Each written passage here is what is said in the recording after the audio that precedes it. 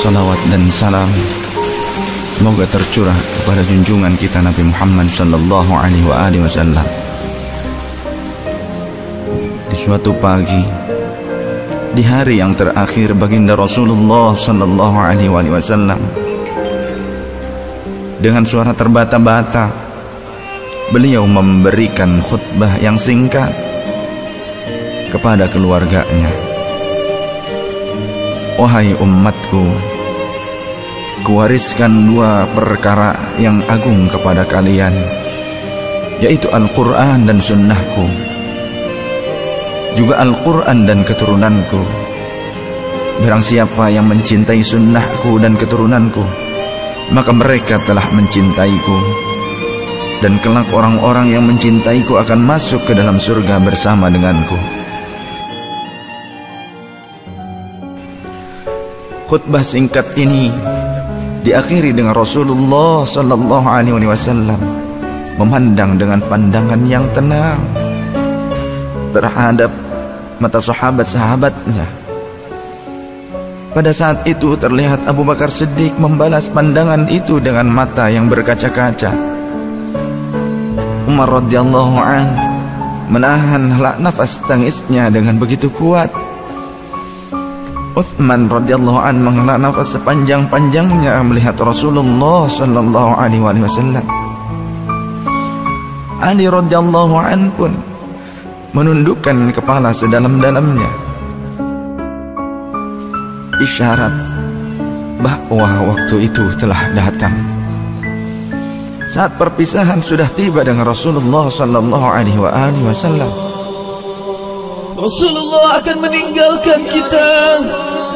Manusia termulia itu sudah hampir selesai tugasnya di dunia.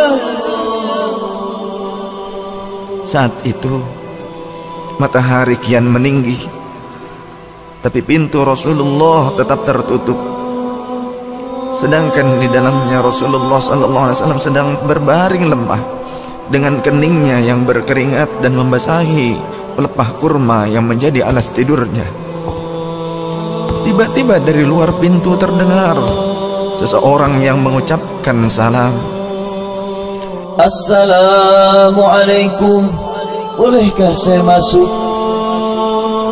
Lalu Fatimah membuka pintu seraya berkata, Waalaikumsalam, maafkanlah aku, ayahku sedang demam. Lantas Fatimah membalikkan badan dan menutup pintu. Rasulullah sallallahu alaihi wasallam mendengar jawaban Fatimah. Seraya beliau bertanya, siapakah yang datang itu wahai putriku? Fatimah pun menjawab, tidak tahulah wahai ayah, tak pernah aku lihat orang itu sebelumnya. Lalu Rasulullah sallallahu alaihi wasallam menatap putrinya itu dengan pandangan yang menggetarkan. Satu-satu bagian wajah mereka seolah hendak dikenang. Orang-orang yang berada di samping beliau dipandangnya dengan pandangan yang begitu tenang. Rasulullah pun berkata, ketahuilah wahai putriku, dia itulah yang memisahkan kenikmatan dunia. Dialah malakul maut. Dialah malakul maut. Maka Fatimah pun menahan ledakan tangisnya di depan ayahnya karena mengetahui ajal ayahnya sudah dekat. Lalu malaikat Israel dan Jibril datang menghampiri Rasulullah sallallahu alaihi wasallam. Akan tetapi Jibril tidak mau mendekat kepada Rasul. Jibril hanya menunggu di langit pertama. Lantas Rasulullah bertanya, wahai Jibril, jelaskan apa hakku di hadapan Allah Subhanahu wa ta'ala. Rasul berkata dengan penuh kelemahan. Lantas malaikat Jibril pun berkata, ya Rasulullah, pintu-pintu langit telah terbuka. Para malaikat telah menanti kedatanganmu. Semua pintu surga telah terbuka lebar menanti kedatanganmu, wahai kekasihku. Namun kata Jibril tidak membuat Rasulullah sallallahu alaihi wasallam, kalimatnya tidak membuat tenangnya baginda Rasul. Mata Rasulullah pun masih penuh dengan kecemasan. Kemudian Jibril berkata, apakah engkau tidak senang mendengar kabar ini ya Rasulullah?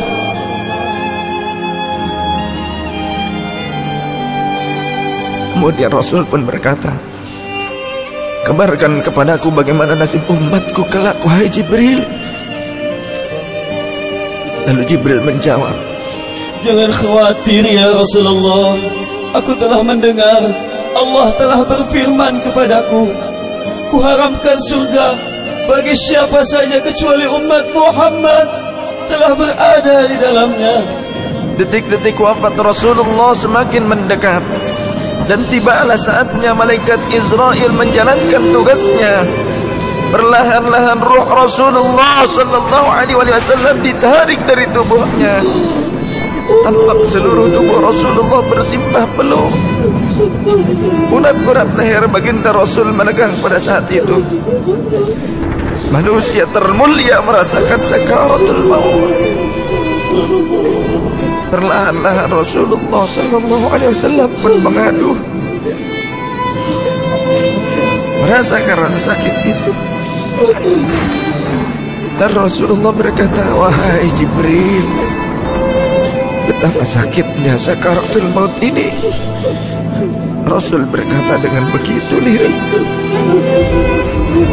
Fatimah pun memejamkan matanya, tak sanggup memandang ayahnya. Sedangkan Ali di sampingnya menundukkan pandangan semakin dalam. Dan ternyata Jibril pun memalingkan mukanya, tak mampu memandang Rasulullah sallallahu alaihi wasallam. Lantas Rasulullah pun berkata, ya Jibril, jika engkau melihatku hingga kau palingkan wajahmu dariku, hai Jibril. Lantas Jibril pun menjawab, siapakah yang sanggup melihat kekasih Allah direbut ajalnya ya Rasulullah?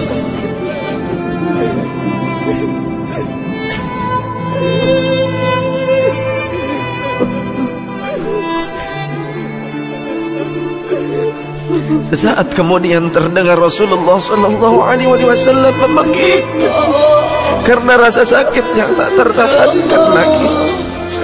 Lalu Rasul pun berkata, ya Allah, dahsyatnya sakaratul maut ini ya Rabb. Timpakan seluruh siksa maut ini kepadaku atas umatku, jangan pada umatku ya Allah.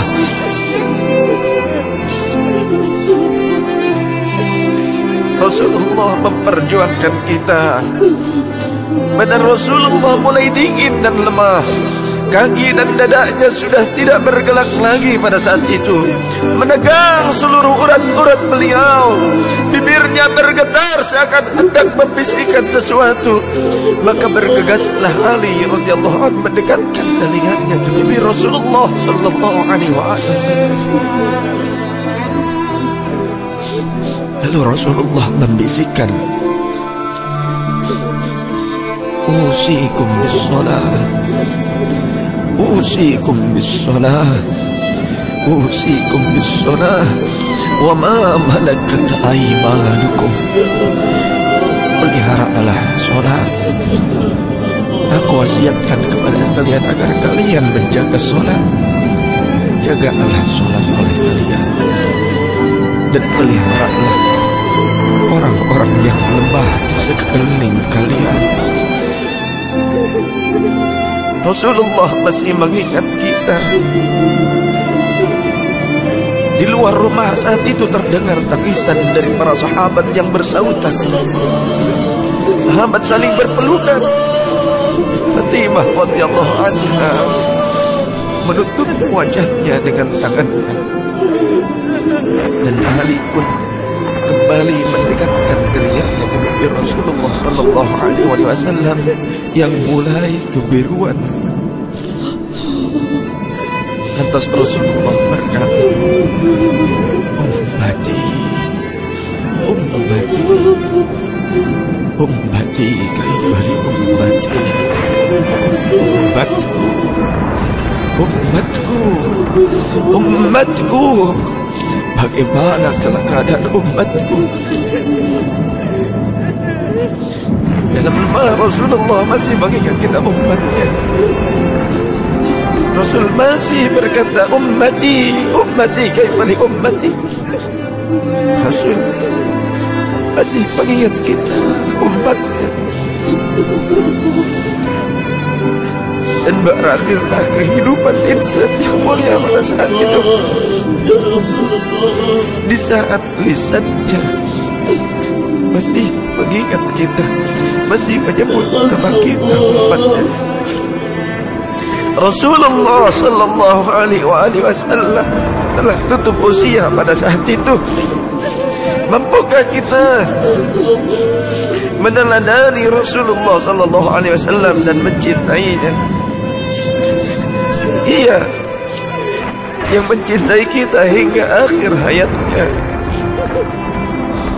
Padahal kita adalah umatnya yang tidak pernah beliau temui. Ya Rasulullah, ya Rasulullah, ya Rasulullah.